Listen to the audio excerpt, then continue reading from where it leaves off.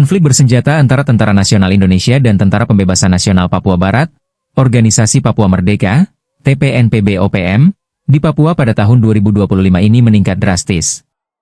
Ratusan orang baik dari aparat TNI Polri, TPNPB-OPM dan masyarakat sipil serta mengakibatkan ribuan orang mengungsi dari kampung halaman mereka ke hutan dan ke kota terdekat. Ini adalah konflik politik panjang, yang bermula dari kontroversi sejarah penggabungan Papua ke Indonesia tahun 1963. Di tengah intensitas konflik bersenjata yang meningkat, ada laporan mengejutkan. Gereja Injili di Indonesia, GIDI, Papua melaporkan bahwa setidaknya 50 orang meninggal dunia akibat wabah demam berdarah dengue, DBD, di distrik Nipsan, Kabupaten Yahukimo, Papua Pegunungan. Data yang sama, yang kami ambil dan kami sendiri lihat dan kami sendiri buktikan bahwa terjadi betul kematian masyarakat kami. Dalam laporan itu disebutkan bahwa jumlah 50 orang meninggal antara April hingga Mei 2025. Sebanyak 50 orang yang dilaporkan meninggal tersebut terdiri dari 36 orang dewasa dan 14 anak-anak. Laporan lain, seperti Suara Papua melaporkan bahwa jumlah korban telah meningkat menjadi 55 orang. Kepala Departemen Hukum dan HAM GIDI, Pendeta Jimmy Koirewa, menyampaikan bahwa peningkatan kasus menunjukkan gejala khas DBD, seperti demam tinggi, muntah, diare berdarah, batuk, sesak napas, hingga infeksi saluran pernapasan atas, ISPA. Dalam pernyataannya, pada Minggu 25 Mei 2025, ia menyebut situasi ini sebagai krisis kesehatan yang mendesak. Hingga saat ini, belum ada keterangan resmi tentang penyebab kematian 50 orang tersebut, apakah DBD atau penyakit lain. Namun, jika hal ini diakibatkan karena DBD, maka umumnya disebabkan oleh gigitan nyamuk Aedes aegypti, yang berkembang biak di genangan air bersih. Dalam konteks Papua Pegunungan, beberapa faktor pemicu yang mungkin menyebabkan peningkatan kasus DBD antara lain. Curah hujan tinggi yang menciptakan banyak tempat perindukan nyamuk, kurangnya sistem drainase dan sanitasi memadai, serta minimnya upaya fogging dan pemberantasan sarang nyamuk, PSN, secara rutin. Kondisi geografis dan keterbatasan fasilitas kesehatan di Yahukimo juga memperburuk situasi, menghambat deteksi dini dan penanganan medis terhadap pasien yang terinfeksi.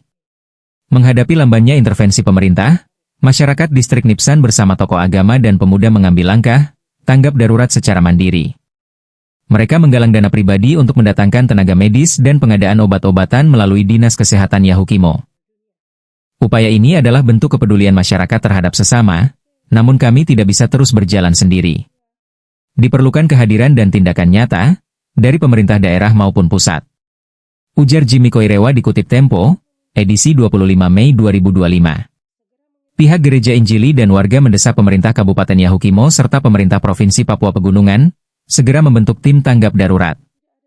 Tim ini diharapkan mampu menangani penyebaran wabah secara sistematis, termasuk dengan melakukan fogging massal, penyuluhan kesehatan, serta peningkatan distribusi obat dan alat medis.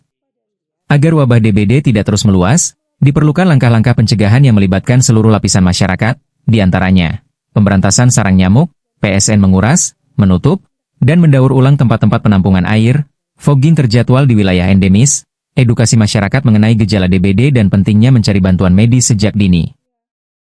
Pemberian vaksin DBD secara bertahap, sebagaimana telah dilakukan di beberapa wilayah Pulau Jawa, dan peningkatan kapasitas puskesmas dan tenaga kesehatan di daerah terpencil seperti Yahukimo.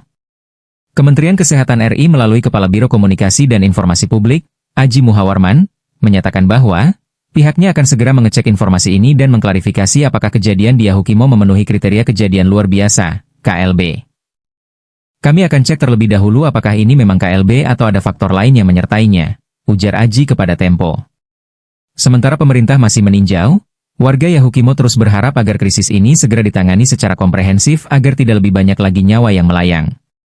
Kematian kurang waktu 2 bulan. 4 orang terdiri dari dewasa 28 orang, anak 16 orang.